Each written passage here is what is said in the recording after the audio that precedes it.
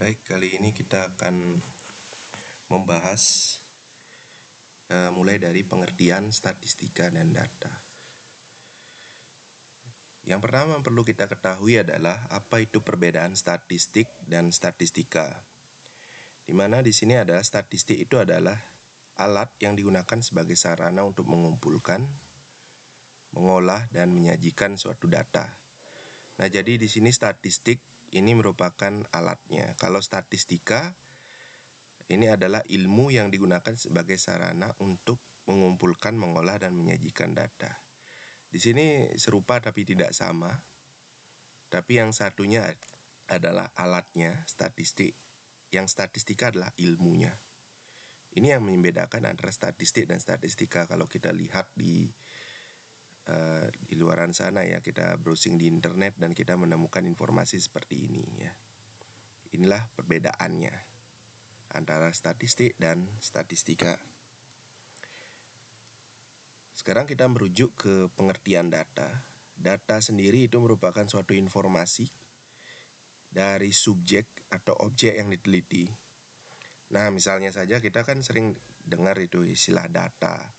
Misalnya data tinggi badan, berarti yang informasi yang kita cari itu adalah tinggi badan dari orang yang kita ukur. Seperti itu, itulah data. Misalnya data gaji pegawai gitu misalnya. Berarti yang kita cari adalah tiap pegawai itu berapa memiliki gaji. Ya, informasi gajinya. Si A berapa, si B berapa, si C berapa, seperti itu. Jadi itu adalah pengertian data itu sendiri. Kita masuk ke jenis data, di mana data menurut sumber ya. Ini kita bedakan jenis data itu sebenarnya kita lihat menurut apanya dulu.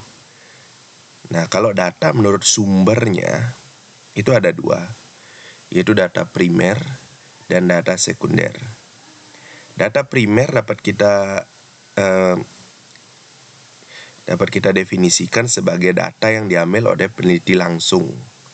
Nah, misalnya saja saya ingin mendapatkan data ini.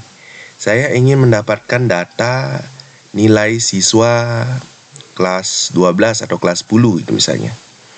Berarti kalau saya yang mengambil ya, saya yang memberikan kalian ulangan, kemudian saya menilai kalian, saya mendapatkan data, itulah data primer. Karena diambil oleh saya langsung.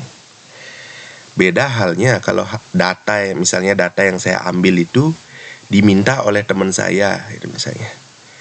Maka teman saya itu mengkategorikan itu sebagai data sekunder. Karena data itu diambil oleh saya sendiri, bukan dia.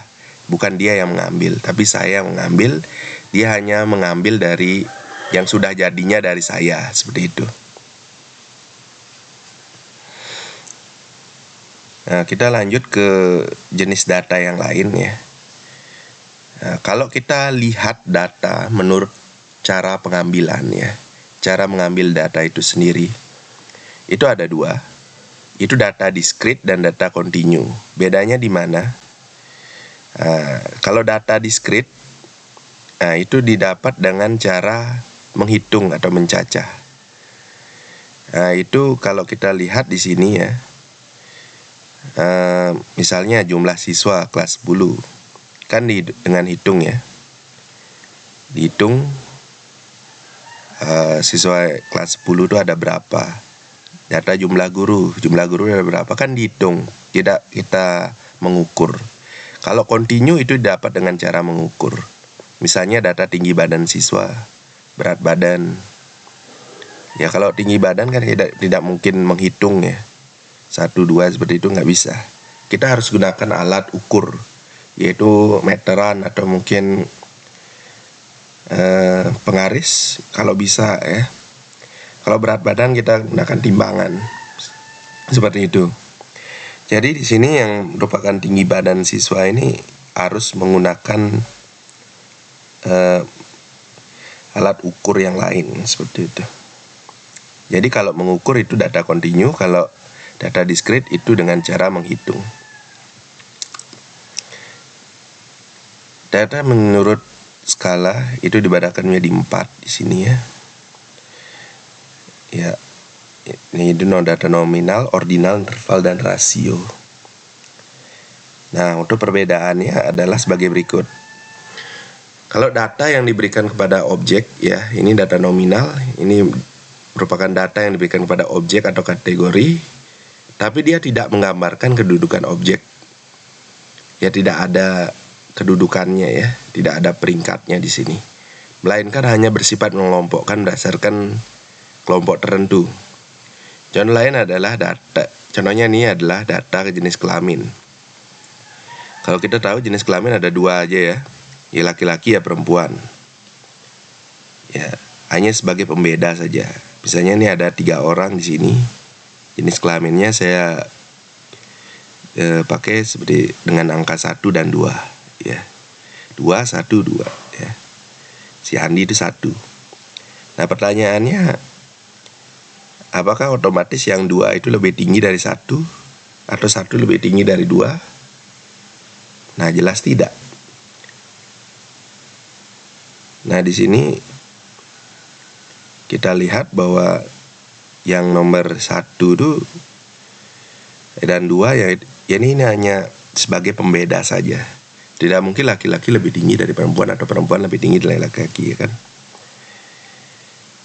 Nah, seperti itu sifatnya. Jadi hanya mengelompokkan saja, tidak ada hal lain di sini. Ya. Tidak ada peringkat ataupun tidak ada selisih antara laki-laki dan perempuan. Hanya mengelompokkan nama orang dengan jenis kelaminnya saja. Nah, untuk data ordinal, ini merupakan data yang diberikan pada objek yang menggambarkan tingkatan suatu objek. Nah, cirinya adalah tingkatan peringkat ya. Di sini ada tingkat atau peringkat ya. Nah, bedanya tadi dengan data nominal, itu di sini ada tingkatan atau peringkatnya. Misalnya data tingkat pendidikan di desa X misalnya. Misalnya saya pakai 1 tuh SD, 2 tuh SMP, 3 SMA. Saya ingin mencari data tingkat pendidikan. Ya, saya ambil 3 orang aja di sini misalnya.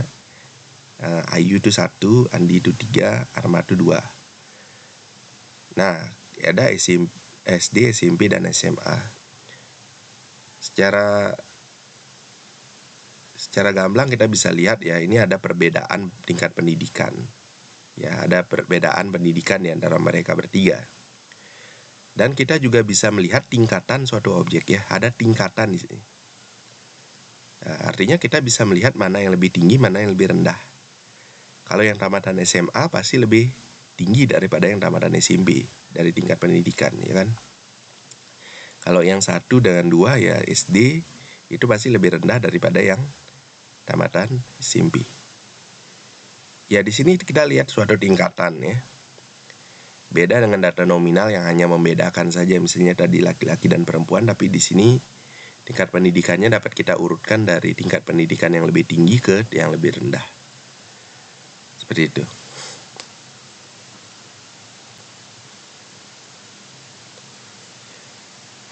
Kalau kita lihat dari data interval, di sini data yang diberikan pada objek menggambarkan tingkatan ya.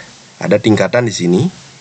Namun di sini terdapat perbedaan antara objek yang ditentukan oleh selisihnya ya. Ada perbedaan selisih. Kalau tadi kita melihat data ordinal itu tidak ada selisihnya. Apa selisih antara tamatan SMA dan SMP?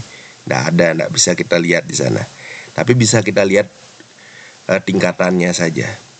Mana yang lebih tinggi, yang tamatan SMP apa SD, seperti itu. Ya, kita bisa lihat tingkatannya, tapi selisih tidak bisa kita lihat. Tapi di sini kita bisa melihat selisih ya kalau di data interval. Kita bisa lihat contohnya. Misalnya data nilai ulangan siswa kelas 10. Nah, di sini ada Ayu, Andi, dan Arma. Nah, perbedaannya adalah di sini kita bisa lihat ya kan. Kalau Ayu dengan Arma itu berapa? Ada 30 ya, 30 nilainya. Perbedaannya. Andi dan Ayu 50 perbedaannya. Tapi di sini tidak memiliki titik nol yang berubah-ubah, ya. Di sini sudah bisa kita lihat selisih, kita bisa ngelihat tingkatannya, siapa yang lebih tinggi nilainya, kan seperti itu. Kemudian selisihnya kita bisa lihat, tapi yang tidak bisa kita lihat adalah apa di sini? Ada titik nol yang berubah-ubah. Kita tidak bisa membandingkan di sini. Misalnya ada Andi dapat 50, si Ayu dapat 100. Apakah kita bisa bilang si Ayu lebih pinter 2 kali dari si Andi? Ya tidak mungkin, ya kan.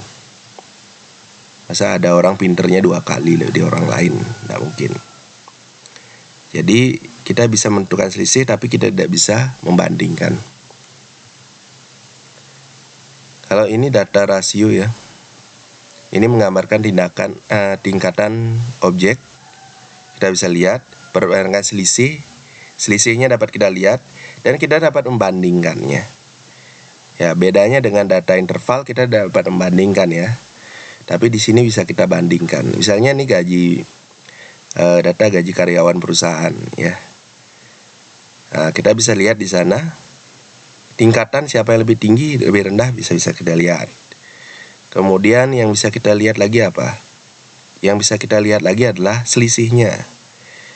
Nah, antara satu orang dengan orang lain kita bisa lihat selisihnya. Si Arman dan Ayu misalnya, selisihnya 2 juta, ya kan?